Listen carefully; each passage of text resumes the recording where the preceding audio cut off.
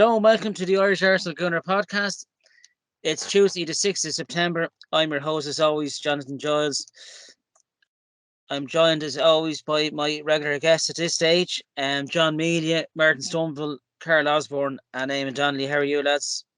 Evening, Johnny. Good evening. Good evening. Good evening, Jonathan. Sorry about the lie there. I was selfie again. The yellow cork of play was a big buzz there.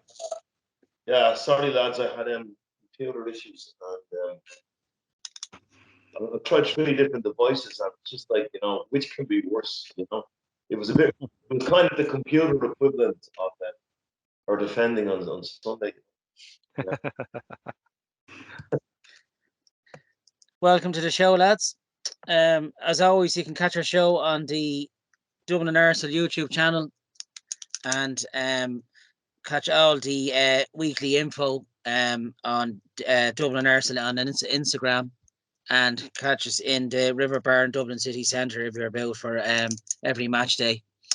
Last week's show stats, just to run through you, 159 views, 7 likes, and we're up to 847 subscribers. So we're kind of aiming for 1,000 is the mark for the Gabriel Martinelli signed jersey.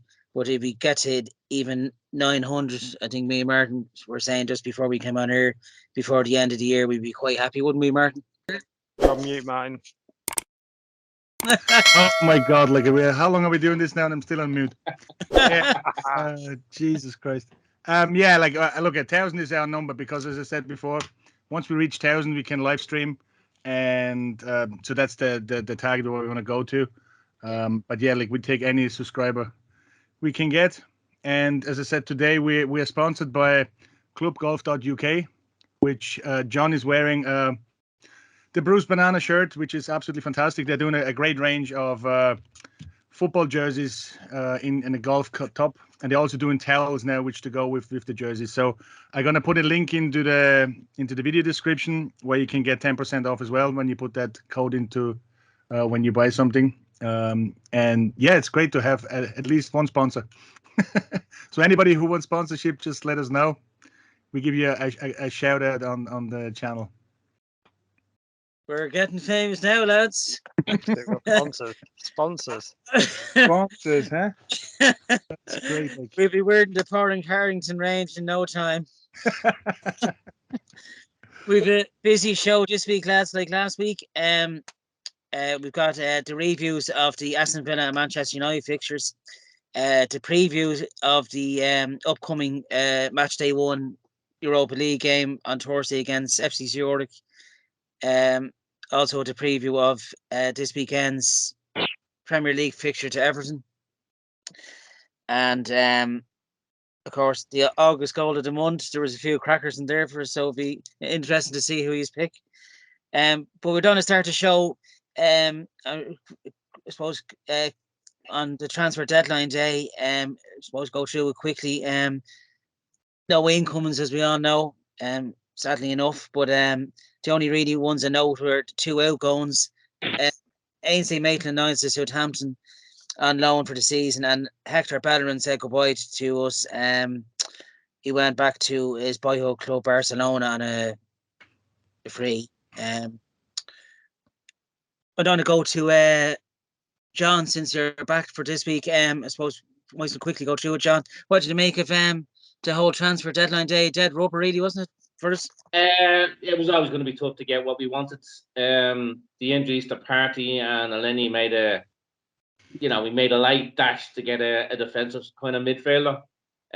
We aimed for Douglas Luiz from Villa. I think we offered a more than fair price for a player who's only got a year left on his contract, but we just didn't leave enough time to get that deal done. So these things happen.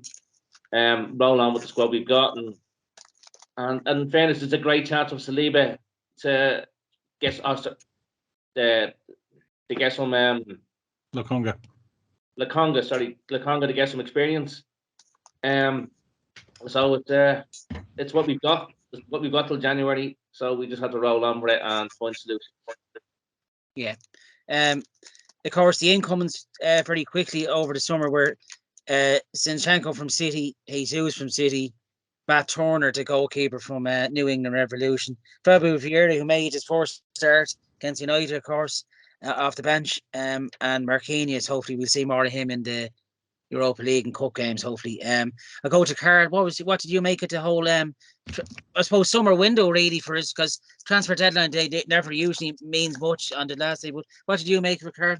Yeah, I think overall it's been a great window for us. I think we've got rid of some players that needed to go. I think the players we've brought in, so a few of them we've not even seen really, Marquinhos and Fabio Vieira. I thought we'll talk about him on Sunday, but for the Sunday game. But yeah, he looks like he's going to be a fairly good signing. I think that dash for the centre midfielder was purely done out of injuries. I do like Douglas Luiz. I think he's a very good player. And I've liked him the last couple of times I've seen him at the Emirates as well. I thought he's pretty solid. But like I said, I don't think we didn't get ripped off for him, which is what I like. And if we do want to get him and we're serious about getting him, we'll do it. We'll do business either in January or in June. Yeah. So Yeah. But at least we didn't get sort of held to ransom for him because I know we needed him. I think we've got a squad. So but we've said it before, haven't we? We've got a squad now. Let's use it. Give Sambi a chance. Give him a chance. Yeah, big time. Yeah. Martin, what did you make of the transfer window? Yeah, like look, you watch it, and everybody's excited, about like what's happening, but if you would turn it around and we would have got them 4 players in the last day, it would have been a great window. Everybody would have been, look at Jesus at the back, but we did our business early, and that was key, I think, for like the first 5 games that we had. To get him was just like because of injuries, obviously, and we, El Neni and Partey out at the same time, so we had to look for something. But it's great to see that we didn't pay crazy money, because it's not even a year, it's nine months. And look at this window is going to be short. I think there's only 2 months, and then a few games at Christmas, and then it'll be in January. So if you're really stuck, we can still have a look at it then. But I think we can go through it. Obviously, nice to would have a backup would always be nice, but they give our players what we actually bought to do their job a chance. And I think so far, like the games he played, the Conga did actually quite a good chance. Like he played quite well. So I have no thing for it. Whoever we would have bought in wouldn't have been a replacement for Partey, would have been a replacement for El Neni. Really, that's the way I see it. And as I said before, like if we would get a replacement for Partey, I don't think he wants to sit on the bench.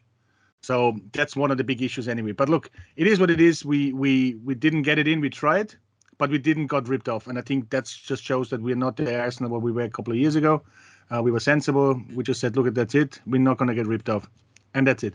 So we move on. Yeah. So great summer window. I think we got some really, really good players, especially Zinchenko and Jesus. I think if you look what United paid for Anthony, like we bought 2 players for that, or even 3.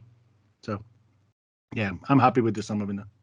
Yeah, and we cleared a lot of that's the amazing part. well, isn't it? We got rid of 32 players, which is phenomenal. Like 16 out on loan and 16 sold or released. Yeah, which I don't even know where they came from. But I think Nottingham Forest bought most of them. all 32, 22 of them. Yeah. It's crazy. Eamon, what did you make of the whole transfer window as a whole, and including deadline day? The transfer window as a whole, and all transfer windows as a whole, windows are a pain, and therefore transfer windows are a pain in the hole, right? Well said. Do my head in. I think you've got to look at a transfer window more so in terms of the overall summer and how you do your business. We got our business done nice and early, and that was good. I hate this rush up to deadline day when you're running around the shopping trolley. It doesn't. I'm not too disappointed about Douglas Luiz because of the points that the lads made. You're going to do business there, and you've offered $24 million. They're not going to take it. The guy who's running down his contract, well, knocking your door. I think Marquinhos is going to be road tested in the Europa League with a view to the second half of the season, maybe playing on the right hand side from time to time. But I'm pleased with the squad we have. I'm pleased with the attitude we have, and let's move on. That's what I say. Yeah, here. Great transfer window. And a decent 11 as well we have over the last 2 transfer windows, yeah. And that should see us nicely up to January, and enough cover in each position for the change. That brings us on to a review of last Wednesday night's 2-1 victory over Aston Villa. It was their 200th Premier League win at the Emirates. Goals by Jesus and Martinelli and Douglas Luiz for Aston Villa. I thought the 2 goals were Martinez, our former goalkeeper, kind of gifted us them, but he pulled off some good stops. It could have been more than 2, probably. You know, I thought Martinelli's one at the end of the first half where Xhaka laid it off to him. It was a quality volley. He probably deserved to go in, but that's the way things go sometimes. I thought the equaliser in particular for Martinelli was cracking. The way he lost his marker, Matty Cash at the back post and just volleyed it home. You know, I thought we deserved the 2-1 win. I thought Villa were pretty poor. Eamon, what did you make of the result from last Wednesday? Decent match, wasn't it? Well, Arsenal were brilliant in the first half. You know, everything you want to do when you're playing against like you think you're better than they did. They dominated the game. They played it on their terms, played it at their pace, at our pace, right? And you know, could have been a hat full of goals. Didn't panic when it wasn't a hat full of goals. Got our goal, albeit a small bit of a gift. Although when I watched that again, I thought Martinez in real time was at fault badly was goal. But if you look at the deflection it took, it fairly changed direction on him for a bounce off. We went a small bit off the pace for a while. The equaliser. Aaron Ramsey started with that goal, by the way. Strong enough. You know, we found a way to win the game. And single out one man for the winner. You were referring to there as the equaliser, Jonathan, the winner. Sorry, the winner, John. Yeah, I mean, yeah. But when the ball fell to Tomiyasu, he could have taken a blame at it and lost the head. But what he did was, with the silkiest of touches, he just rolled it out to Saka beautifully. And then Martinelli's alertness to move from the edge of the box where he moved the ball on from to get into that position was absolutely brilliant. And that's a guy really on form. We're really seeing him. We were great value for it. But what I really liked about it was, you know, when we could have succumbed to disappointment, we felt the right thing. Yeah. Who was your man of the match? No one name.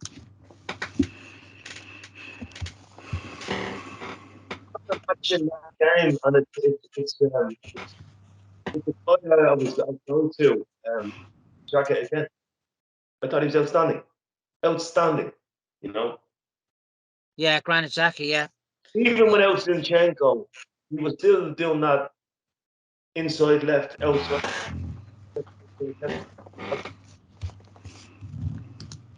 Yeah.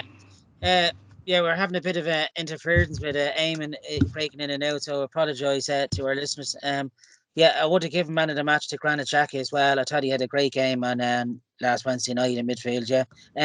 Carl, what did you make of the game on Wednesday? Were you at the match by any chance? Yeah, I was Yeah. there. Sort of echo what Eamon said in terms of that first half performance. I thought it was fantastic. I felt that we made it quite difficult for ourselves, letting them back in it. It was quite frustrating. It was one of those where you kind of sensed it coming. I think the whole ground got nervous just before their goal. And I think the players probably picked up on that as well, because as the goal went in, it was the sort of atmosphere. It didn't go, didn't get negative. The fans got up, they cheered again, and it was that famous resilience we've shown so much this season in terms of the fans getting behind the team when something goes against us.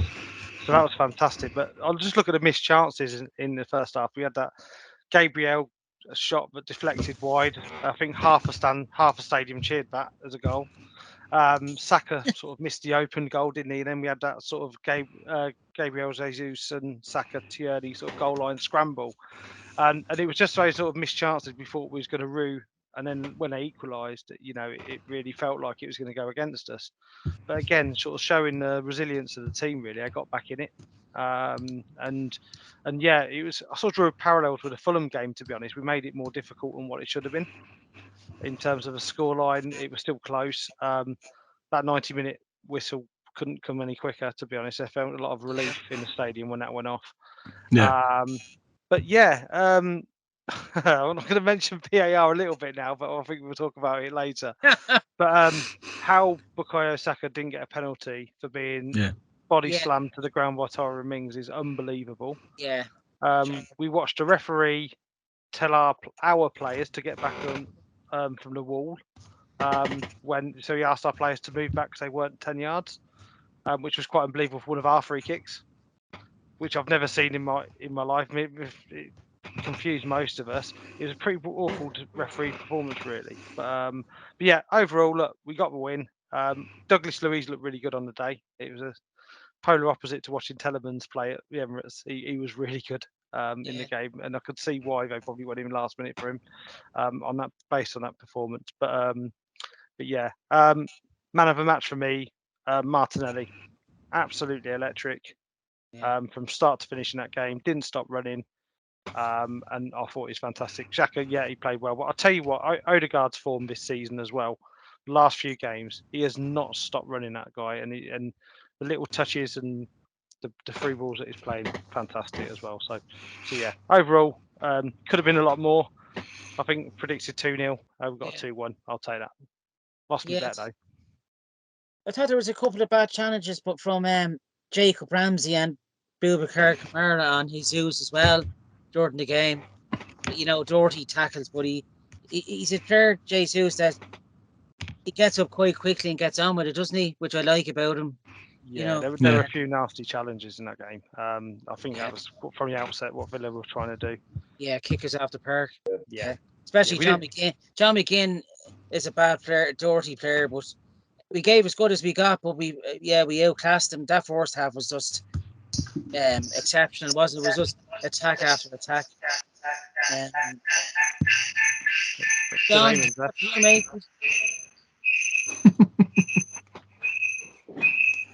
Get a tour of the house now. Yeah. Go ahead, John. Very similar to the Fulham game. We absolutely battered them the first half, but we didn't take our chances.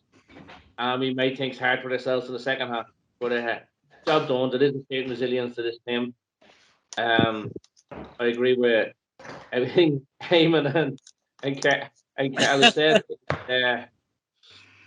There's so much options, so much pressing going on. I mean, Xhaka was superb. Martinelli was outstanding. Odegaard, he got injured in that game, but he's found his feet. The team is playing really well. We just don't have that killer touch, and we'll obviously talk about that later on. But that was very similar to the Fulham game. First half, we pressed them off the park. They couldn't live with us. They did resort to trying to get in amongst us and take lumps out of us. But as I said, there's a bit of a backbone and spine to this side. They're not going to find it easy to kick us out the park. And I know I've said it before, Jesus is amazingly everything the same.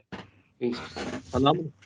I can't believe we got him. And he's a far better player than I thought he was. I thought he was good to begin with. My God, he's just been outstanding. He's a great number 9, isn't he? He's exactly he's doing things I didn't think he was capable of. I mean, I know we haven't got to the United game yet, but he's given centre halves an awful time. And he's held up today, and what he's doing by bringing other players into it. I know we spoke last season, but the right centre forward would make all those young players around him better. This guy is doing that. And he's been absolutely sensational since we got him. I think Gabriel is really feeding off him as well, isn't he? Like, he's making him a better player as well because of his movement, and Saka as well, quite Bukayo. Martin, what was your take on the Villa results. On the Villa results, yeah. First of all, big shout out to our supporters because I never seen the Riverbar on a Wednesday night, just not a European night, just a normal league game, so full. Like we had about nearly 110 people in the Riverbar, which is phenomenal. Well, Wednesday, like we thought we were sitting upstairs, we had the 10, 15 people what's going to come in, and then all of a sudden all these people turned up, and they were actually late because they thought we started at 8 because it was at 6:30. So yeah, look, it was a great game from the supporters wise anyway. Besides, yeah, like the result, as the guys already said, the only one thing I have a problem with, like which you criticize him, is like we even in the Fulham game, the Villa game, and even the United game, we create a lot of chances, but unfortunately we don't finish them. And we got away in Fulham, we got away in the Villa game, and it cost us in the United game in some way. Different opposition, I know that, but we are so good game now. Like Jesus, Martinelli, they're playing some unbelievable football.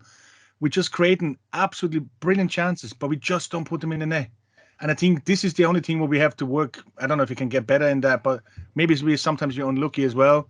But yeah, we got away with that against Fulham. We got away against Villa. We should have won these games like 4-1, 5-1, the chances we created. Even against United, when we come back to that later, we had over 22 shots on goal in the Villa game, and we only scored 2, which is ridiculous. Like, but look, we won it. We played quite well. It's good to see, like, we are a complete different team than we were last year. The energy is great. We even when we get a goal, like, we're trying to come back straight away. It didn't work, unfortunately, on Saturday. But look, it is what it is. Good result, and yeah, that's it. Who was your man of the match for that one, Martin? Jesus, like, I mean, you can't always pick Jesus, you know. But I think Martinelli is just playing some unbelievable football. Yeah. And as a general kind of, it's so hard to pick. Odegaard played well. He just got injured a little bit, you know, like, so that kind of probably knocked him as well for the United game. But yeah, for me, Martinelli, he's just this boy is gonna be, as they say, like, you know, like, remember that name. We already know him for 3 years now, but he's gonna be a superstar. I didn't get yours, John. Sorry. Who would have been your man of the match?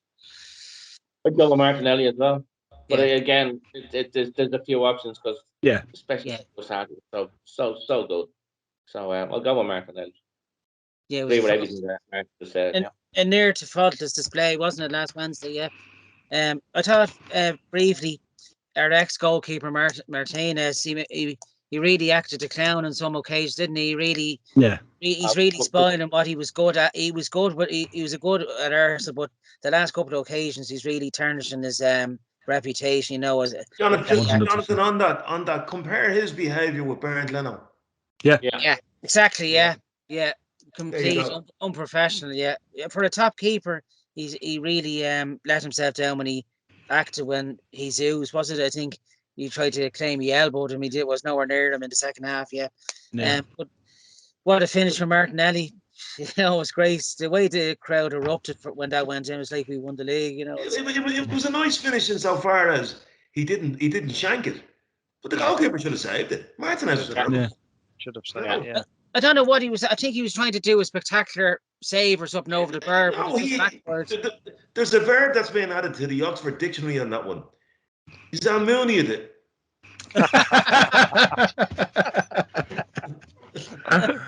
Oh, he did an Almunia, all right. Yeah, Almunia'd it. Yeah.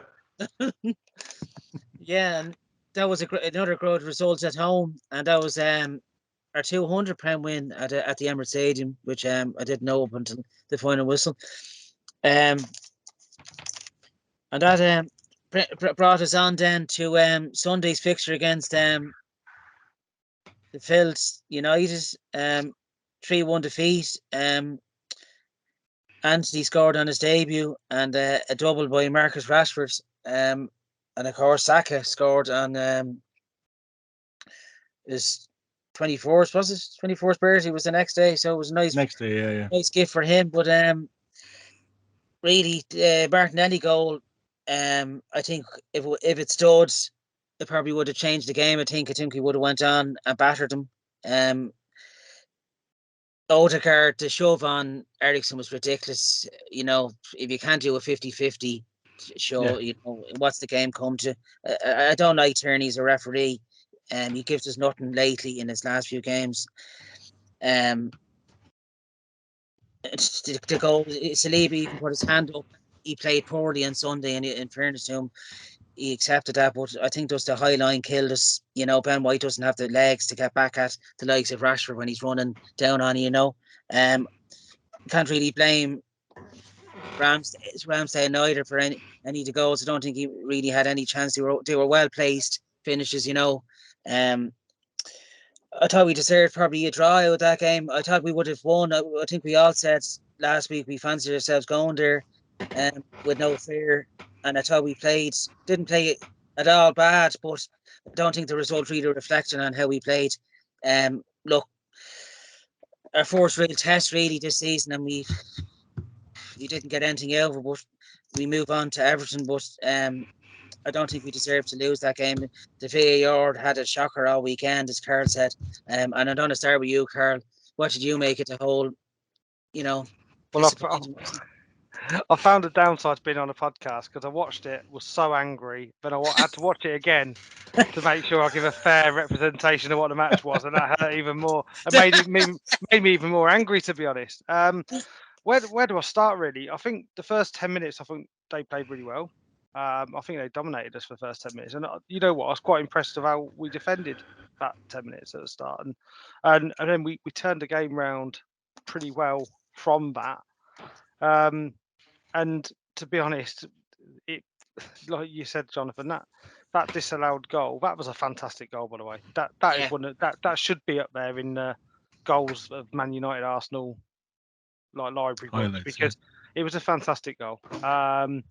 The VAR decision to turn it off, I know people are saying that it's a foul, it's not a foul, but it wasn't clear and obvious, and that's the key point of that whole VAR decision. That clear and obvious element to it makes it. You could, if it's going to be a foul, there was other elements in the match. I think looking back to where Maguire did a similar sort of foul to Eddie and Nketiah in the box, didn't even get looked at.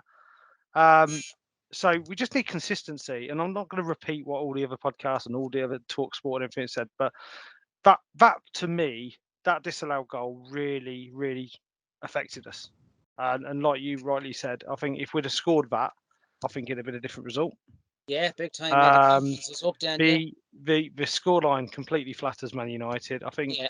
I think we was quite naive. Like, we did get back into it, and that's one thing I did sort of take from it, because I just think the disallowed goal really knocked us, and we didn't go. At that point we actually pulled it back to 1-1, and we showed a bit of resilience there. But I think the way we played, I've never sort of come away from a 3-1, apart from being angry for the decision, been proud of the team as well as I was on Sunday. And I think the two breakaway counter-attack goals were basically our will to win was much more.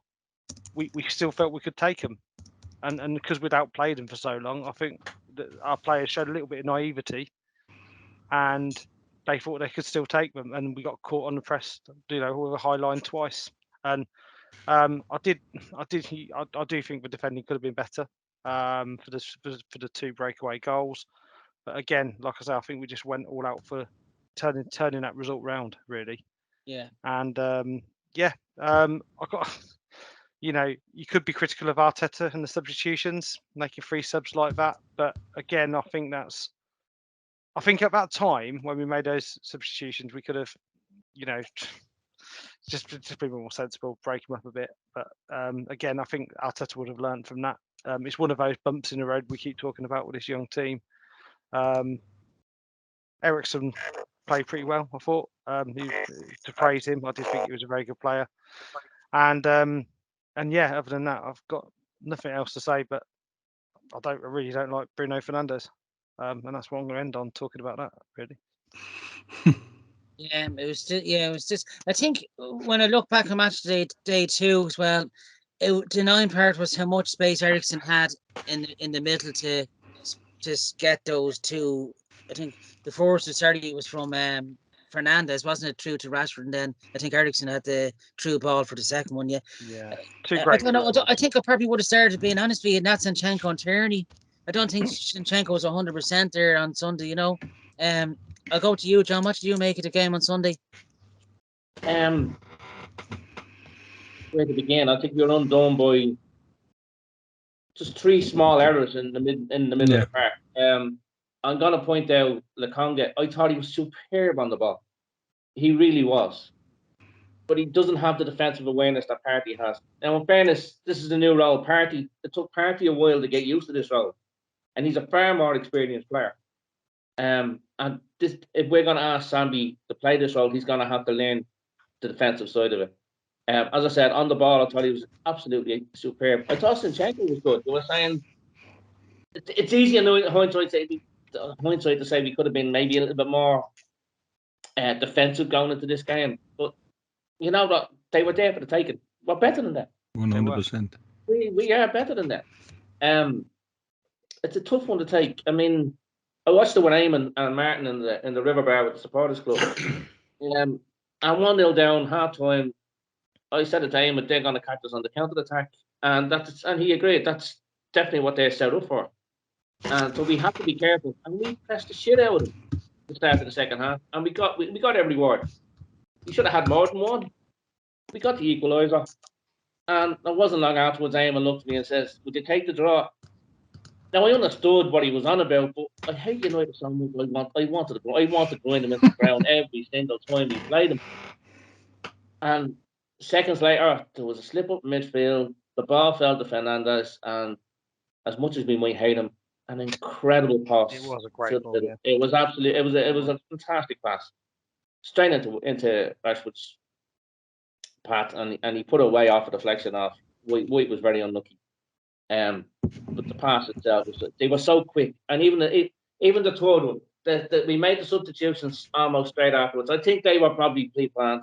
Odegaard and Zinchenko didn't train last week, so they might have been pre-planned. Sambi, young player, and we went for Vieira. Very aggressive move. But before we could even see what those changes would have done to the team formation, they got the two of them, and that was game over. But we went up there and we battered them. Now, United fans that I know pointing the fact, look, United had 6 shots on target, Arsenal only had 3. And that brings us back to the problem we had against Fulham and Villa. We're dominating sides and just not getting the shots off. We're not, it's something to work on. But I'm coming away from that side. I'm disappointed with the results. But I'm not pulling my hair down. I mean, last season we lost 3-2 up there to a very poor Man United side because we weren't great today. We were great. We were great on Sunday. We were. Yep. And honestly, if Partey was playing there, I think we'd win that game easy. Yeah. It's very easy to be critical of Lokonga. I really don't want it. I'm going to throw it to you. Maybe going forward, I want to see Lokonga play. Yeah. Would you switch Lokonga and Xhaka in position? I mean, Sambi has to learn this role. I think he has it in him because I think he's a really, really good footballer. Xhaka has the experience to play that role, more defensively minded, but he's playing so well up front as well in a more advanced role. It's a tough one. It's a tough one to take, but it's a young side. You're going to make mistakes. And I'd rather go down with this kind of performance than some of the tepid performances we've had up now in recent years. Because I'm coming away from that, and beforehand you pull your hair out because we didn't try. Can't say that about this one. You just can't say that about this one. Yeah. If anything, we're probably too aggressive. Yeah. Yeah. Almost too aggressive. But again, I'm gonna go Jesus. Jesus Christ! What? He terrorised Lisandro Martinez, didn't he? At the back. Yeah. But terrible with the two of them, and how Martinez didn't get a yellow card in the first minute when he got an eggs off him down the corner. Absolutely shocking. Yeah. And I'm going to leave McTominay for Eamon. Eamon will talk about that piece of shite. But very, very unlucky. That's it's a tough one to take. Yeah. It's a lot. But I'm not downhearted on. There's too much quality in this side. If we play like that for the rest of the season, we're going to pick up more wins than defeats. Yeah. We'll play a lot worse than win games. Before I come on to Eamon, we were just unlucky we came against the United side coming into form. If that was 2 or 3 games back, their confidence would have been so low. You could have stood a chance, but at Old Trafford, it's very hard. No matter how poor or good a United team are, you'll always get a game there. Yeah. Eamon, what was your take on the game Sunday? Well, I watched the game with John, so we would have discussed a lot of this in real time as it happened. So he's covered a lot of the points, as has Carl. But I want to start with Thomas Partey, and I made this point on the show last week. The one thing he does better than anybody else, apart from being a kind of a watchtower, is he moves into spaces facing his own goal quicker than anybody else. And Sambi Lokonga, not yet anyway, is that type of player, but he's beautiful on the ball. Sambi is, So, you've got to, and I think if Thomas Partey is playing that game, we win it all day. That's the first thing, right? Second thing is, great and all as he's going to be, we now see that William Saliba is still young. I wouldn't say it's that Ben White doesn't have the legs. Ben White does have the legs, but if you play square on, and I finished my soccer career as a centre half, if you play square on with your two centre halves, somebody has to step up, and it should have been him. I thought, as well as that, for the goals, brilliant and all as a passer was, I thought the centre halves were too far apart, particularly for the third goal, right? But they're young, right? Now I want to get on to VAR, right? Carl's favourite I have a subject. pain in my Swiss roll with VAR, right? Because, why not tell you something, right? VAR was set up to pick up something in the immediate lead up to a goal, right? Was there something like that happened in the split second before the goal? It wasn't designed to say, was there a foul in the other half of the pitch? And then an absolutely brilliant ball by Saka. Brilliant pace by Martinelli. It's 5 or 6 seconds later, the goal goes in. That's not what VAR was designed for. No. And I think Andrew Mangan, our very own Arseblog, if anybody read it, described it as best he could. And what he said about it was, the goal went in, and it was like sitting in a restaurant and a Michelin 5-star chef coming out to you and handing you a 5-star plate of food. And just before you take it off, he takes it back and gives you a bowl of his own shite. That's what VAR is like. That's what it does. Yeah. It was a disgraceful decision, right? And if you want to start, taking VAR, as in, let's look at everything, well, then I would argue that Martinez, or whatever his name is, the guy whose price we pushed up by about 30 million, his hack on Jesus was bordering on a red bloody card, right? McTominay was going around in Tuggery Central, he gets away with it. I don't know what it is about him that, it's like the old Andy Gray, Paul's goal, we all know he doesn't know how to tackle, as he tries to maim somebody. Like, somebody needs to deal with McTominay the next time we play them, right? And I wouldn't mind. The boy can't even play. He's useless. Rubbish, yeah. Absolute rubbish, right? I think the Martinelli goal, had it stood, would have absolutely broke their hearts. But the one thing it did do, after a very difficult 10 or 12 minutes, it got us in the game, even though it was disallowed, because it just showed how easy we could cut them open. And we were brilliant on the ball. I know we got 3 shots on target, but we had 16 shots, and our chances that we had were much more clear-cut. We missed a lot, okay. But we were absolutely, the manager, he's only 40 years of age too. And in managerial terms, that's very young. He probably went a bit for it. But yeah. I mean, I'd rather go up there with that belief and that kind of. I think Gary Neville, who can do your head in at times, but I think he called it right when he looked at the shape of the team when we made all those substitutions. I know Gary Neville looks like somebody. Those Neville brothers looks like somebody who they should be in Grange Hill getting their head kicked off or something like that. But the pair of them, but anyway.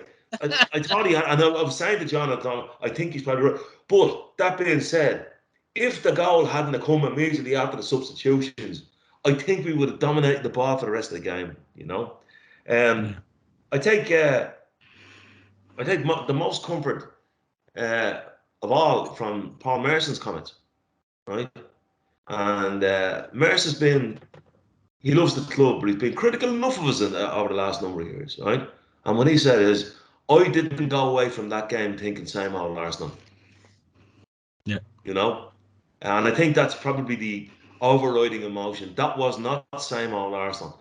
That was Arsenal who gave a really decent performance, who came on out the wrong end of a disgraceful decision, and the wrong end of a small bit of naivety. But and the other side of it is, I would say, for people who are not Arsenal fans, the amount of comments I've heard how good we are to watch.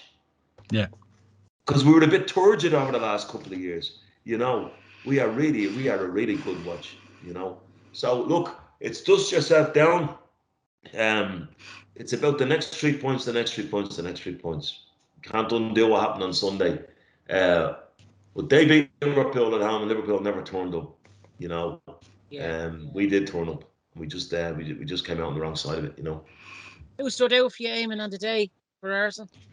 I'm actually going to. I think Bukayo Saka was outstanding. He looked like he's coming back into himself. Every time he touched the ball, there was menace all over the place. You know. For me, he was outstanding. You know, there was many players that were outstanding.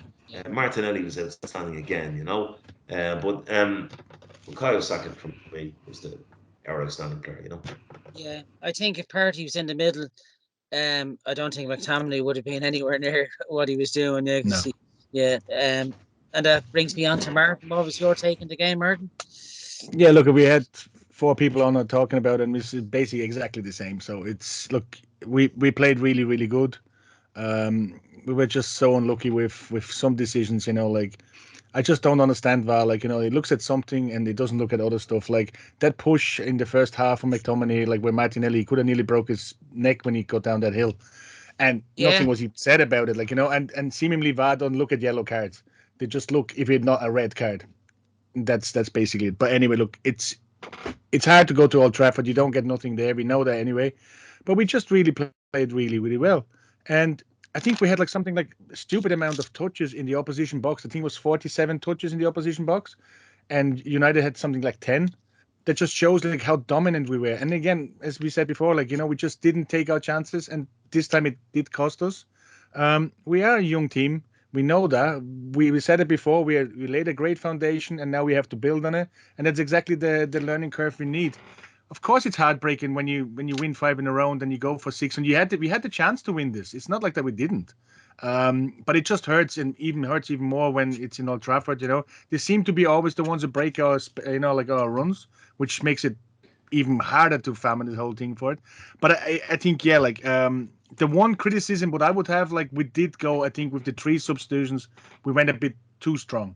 If you could have got 2 in, see how we get on, like maybe leave Simchenko in or one of them, you know, in the middle, because we just kind of got unbalanced, and then we got caught as well. Hindsight is always great. I think if you would have just swapped the 2 and then maybe like let them play for a while, and then because we brought in a Vieira as well, which didn't really kick a ball in the whole Premier League yet. So I thought, like, you know, it was a tough game for him, but he played well. I think we're gonna see him probably on Thursday. He's gonna play. He's gonna start. Same with Lokonga. We talked about Lokonga already. Last year he was brought into the team and he was left on his own. At least now this year he's getting Xhaka on the side and he's playing much better. But yeah, he has to learn the same way Saliba has to learn, the same way as everybody else has to, because we are a young team. And I think a lot of people forgetting that, you know, like, and look, it's always hard to lose. But I think we can hold our head high and walk out of this. We're gonna go to Zurich now and Everton, hopefully, like, and get another a couple of wins. Let's see how it goes. Look, we're still top of the league, which is always great to say. Like, you know, like I didn't say that last year at all. So it's good that you can lose a game and still be top of the league after 6 games. I think if we had asked anybody at the start of the season, we would have taken that 100%. Yeah, I think the annoying thing as well was with City dropping points at the weekend, and Liverpool would have been a nice chance to break away a bit further. You know, that was just disappointing. But you just have weekends in the Premier League where the big teams seem to all drop points at the same time, you know. But Yeah. VAR did kill a lot of It's a games. strange season this year. Like as you said, like there's some results. Like even Chelsea got lucky again. You know, like what they do. There's so many teams. Like, look at Villa. They played against Man Yeah. City. Like you know, like and we thought like, oh, it's only Villa. You know, look at it, fucking drew against City. So anybody can beat anybody in this league. Yeah, It doesn't that's the matter what beauty it of is. the To give league, them a yeah. game, and that's the beauty of it. And Yeah. look at we won the 5 games. We didn't win, but we played a really good game. And that's I think it's all what you want to do. And they're taking a lot of credit for that. And yeah, you never want to lose, but that's what happened. Who was your man of the match, Martin? Yeah, I think Saka as well. And as we all said, like, you know, he didn't have the best couple of games before. So he's coming back into his game, I think.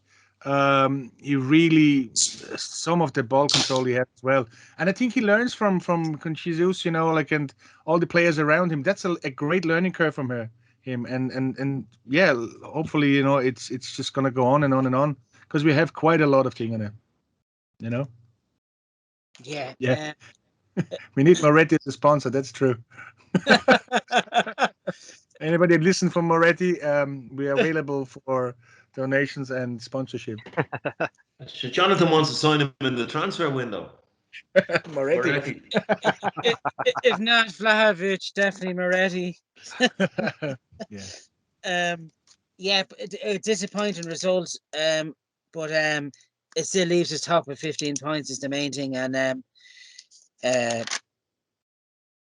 look, we move on. That there will be a learning curve for the lads, but the way we're playing with the way we've played in pre-season and in the first 5 games, I think we will bounce back. You know, I think the morale is definitely there, and the conviction and the motivation is there. So I've no worries about I've no worry about the game on Saturday if VAR leave us alone. And yeah, that's where we come to on our next one. That's on Sunday at 2 on Sky Sports, Premier League.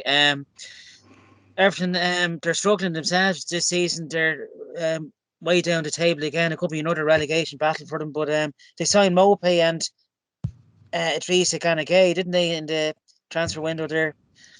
And a good 0-0 draw. It was a cracking 0-0. Merseyside derby. Pickford pulled off some amazing saves. I can only see a home win myself here. How do you see the game going, Eamon? Well, you'd have to hope for a home win. I mean, we've more firepower than they have. We've better players than they have.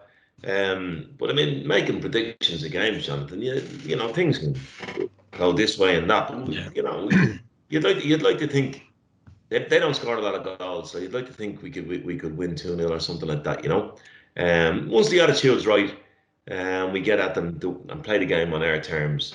It should be okay. Yeah. Martin, how do you see the game going yourself?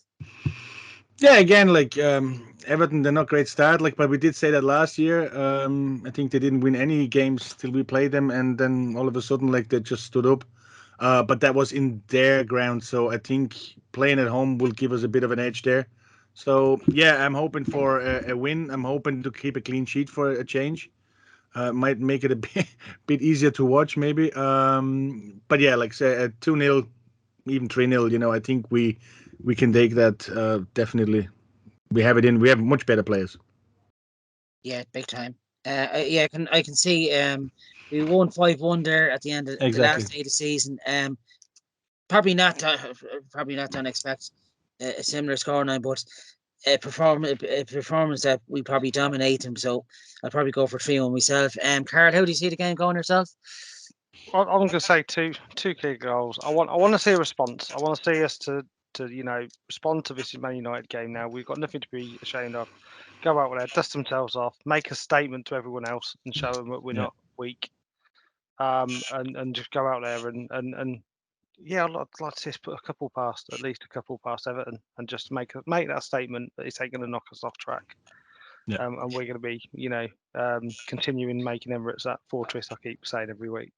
But yeah, no, I'll go for 2. Let's go for 2-0 for me. But yeah, maybe more. Let's hope so. John, how do you see the game going on Sunday? No, Carol, on this, I want to see a response. I loved Jesus' comments after the end of the game. When you're on top, you've got to kill the opposition. So I'm hoping we get a bit of blood. Let's be honest. Yeah. Let's put them to the Let's side. go for it. Hopefully we'll find, finish the touch, and we'll prove to anyone looking on, okay, this is a different Arsenal side. We're not going to just collapse after the setback. So Yeah. I'll go with Eamon 2-0 and be happy, more than happy with 2-0, and I think we're good enough to do it. But I got to say, Everton put up a really good performance against Liverpool on Saturday, so I don't expect it to be too easy. Yeah, he made some clever signings as well. Lampard just before deadline day. Yeah. And that brings us on to the quiz question relating to this week's upcoming Premier League fixture. Last week's answer was who scored the winning goal in the 2002 fixture at Old Trafford. The answer was, lads, Will go! and I can see John jumping over Eamon like Hanu did celebration with a camera. I probably could jump that high back then anyway. That looks mad, but you see, I was at that game. Like Will Tard was on his knees. Like it looks on the camera as if Canu actually leapt over them. But Will Tard was on his knees. I was at that game, and I was in among the Man United fans, right beside the away end. It was sweet. It was sweet. And you know what it was for them? So frustrating, Deirdre. It was great. I was surrounded by them, and they knew by my clock watching that I wasn't one of them. Yeah. Sadly, we'd no answers, Martin, to that question. Unfortunately, I think because we kept it quite late and I didn't put anything in, so we want to keep the listeners listening to the end. Yeah. But look, like hopefully we get in, and hopefully like people are actually commenting on what they listen to, what do they like or not, and just ask us some questions, because we really would like, and I actually would like to give a prize to some people who ask us questions. Which is the best question we decide, and then whatever we answer, they get the prize. So for me, that's kind of. Especially Dental O'Neill Healthcare for a pair of 30 boys. Are you listening? I gonna get them to sponsor us. Free teeth cleaning. This week's quiz question is another good one. What I think, Henry. Which Swedish winger played for Arsenal between 1990 and 94, and Everton between 94 and 97? It's quite a good one. That's a good one. I think, it's a tough one. I think that will get some of the older gooners should know this one, but the younger generation. We prefer the team mature. Experience, actually, experience better. Yeah. What do for all those people that want to answer this one, what do they win, Martin? Maybe they're scared of the fantastic fan pack. I don't know what it is, but it's not that bad. You win a blue pizza badge. Yeah. You win a cutout of Eamon's face. Oh, God. So frustrated. I gotta make t-shirts with that, like t-shirt. But yeah, no, like it's our fan pack. So anybody who's and I'm gonna give one to the best question, and I'm gonna give one to the answer the quiz. Yeah. Please leave your details as well, lads, because the last two winners left nothing.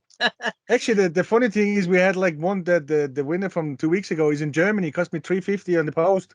Holy shit. We got it. He seems to answer first, but he didn't answer that one. So we're going to stick to question at the start of the show as well. I think, and then of course at the the preview there. So the question again is, which Swedish winger played for Arsenal between 1990 and 94, and Everton between 94 and 97? And he was quite a good winger as well, very tricky. So best of luck there. We give the answer next week. That brings us on to the preview of FC Zurich. Our first at home. It's our first fixture of the Europa League group stage. It's away. It's 5:45, lads. Is that right? Yeah, 5:46. Yeah. I don't know. I'll be honest. I don't know much about Zurich at all. And I'm assuming they're probably a I fairly do. decent They're side. shit. I'll go to Martin. So, since you started it off, how do you see the game going? Exactly. Yeah. If it would be a yodel competition, they might have some kind of chances. I don't know. But beside that, like Zurich, look, the Swiss league is nowhere near like the Premier League. We all know that. But Zurich had an absolute disastrous start to the season. They played 7 games, they lost 5 and drew 2. They scored 4 goals and conceded 16. They're a bit like Man United in the Premier League.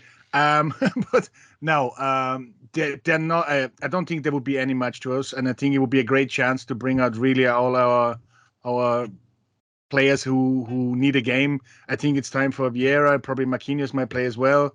Turner might get a game in goal.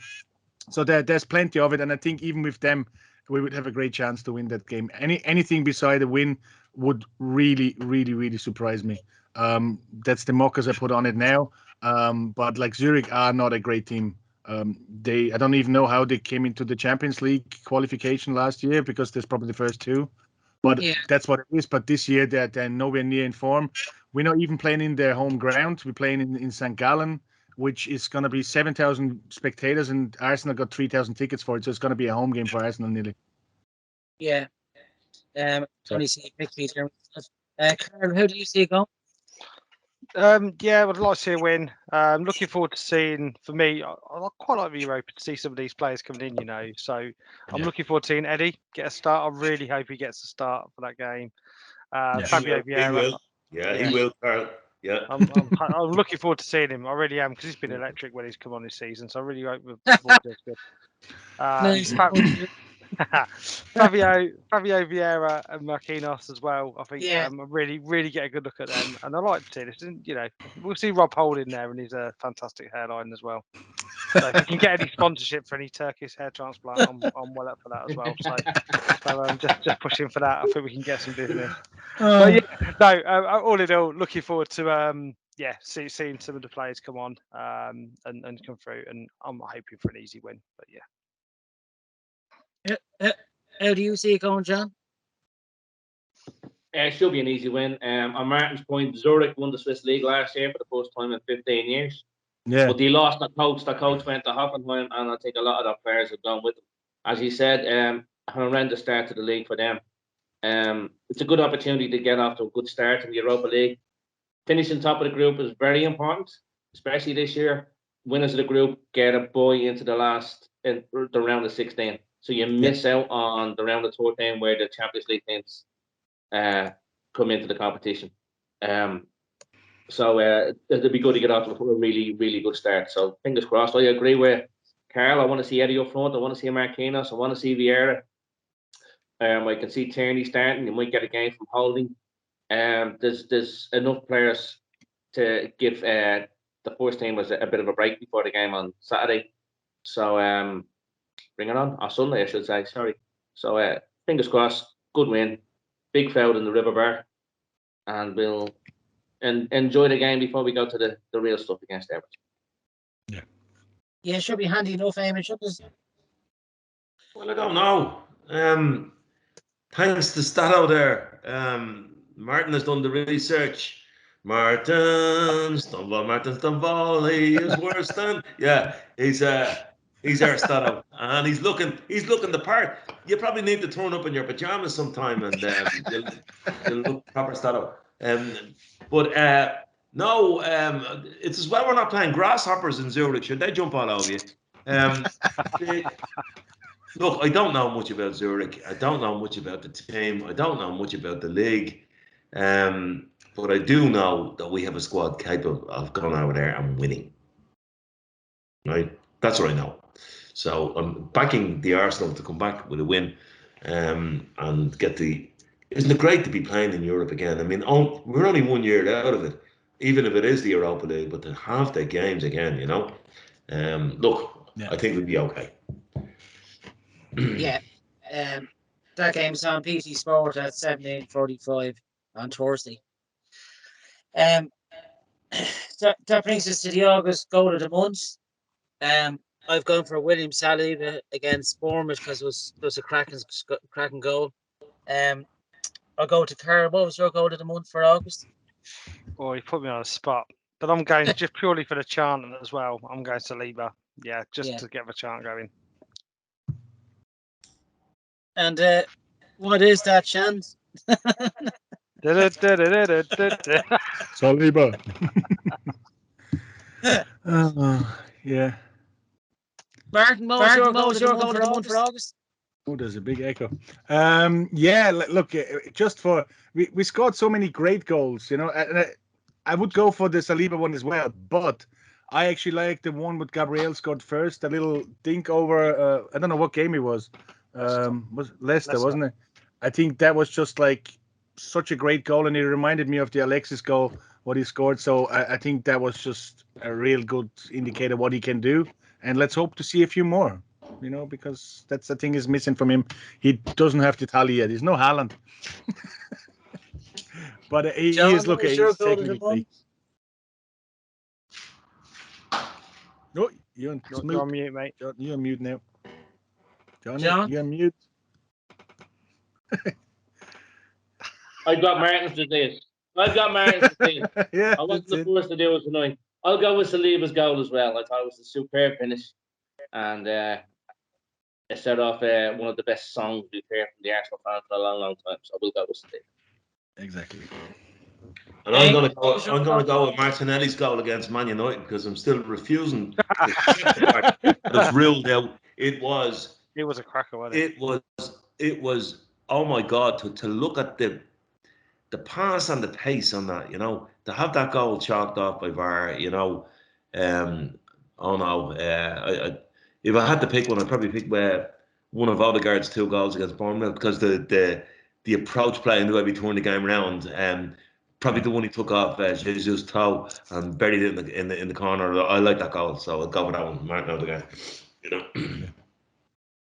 Martinelli's goal would have been in September anyway. Would have been just Stato. I'm on the Gregorian calendar. You're on the Roman calendar. Do you know what I mean? Like, you need to clear this with me first. Oh yeah. But it's still like I'm after choosing an alternative. It's okay. Yeah, that's great. Like, don't let it upset you, Martin. All right. Look, at least this year we have goals. Like last year we didn't have any. We know goals fun for August. Is there anything else you'd like to mention? No, the women's league is coming back as well. So that's just Man City away coming up, isn't it? Man City away coming up, and then the North London Derby, which is already, I think it's 40,000 tickets now sold. If they all turn up, it's going to be a record for WSL, which is again great to see. But we just obviously not always going to play in the Emirates. It's not always going to be a Tottenham. But yeah, I think especially through the Europa. The championships what they had and the women won, this is just going to be such a big boost for the women, and had a few players from us there as well that really helps. So great to see them back. I've seen them during the week. McCabe in Ireland playing Finland, they won the 1-0, so they went through to the qualifiers now, to the for the World Cup. So that's another thing for us as well. Like I've never been there for the women's team, so yeah, looking forward to that as well. And beside that, I think nothing else from my side. Just anyone that's thinking of going to that match, there's really good value for tickets for the Arsenal. 100%. Yeah, because I've bought tickets. I'm taking my 2 girls and family. Yeah. And it's £60 for a family ticket. I think that's brilliant. Brilliant. Yeah. So and I think I'm looking forward to it. My first WSL game. So can't wait for it. North London Derby. Yeah. I got my jersey for it. Yeah, it's good. The Irish soccer team, the women's team won 1-0 tonight against Slovakia. So yeah, good. That's good as well, because we still don't know. We might end up in the second best one, which we might not have to play 3 games. So that might help that they win today, because that was a tough win for them as well. Yeah, and well done to that. Anything else regarding the club or supporters club? No, just look at just turn up, like, come early, because like some seats are gone when you come in these days, like, but you never had to fight for seats. Yeah. So it's just great to see that we're gonna get so many people back into the River Bar and celebrate together as as Gunners. So it's just good to see. Yeah, it's brilliant. And that's the River Bar, Dublin City Centre. It's where you can catch the gang. If there's any female Arsenal Gooner listeners and if they'd like to take part, please feel free to mention the comment box, and we're happy to get you on. Yeah. Yep. So that concludes this week's show. Thanks, John, for Martin. Have a good one. See you all again next Tuesday. See you again. Thanks, lads. On the Arsenal. Here's all On that. the Bye. Arsenal Club. Bye. 3 or 2.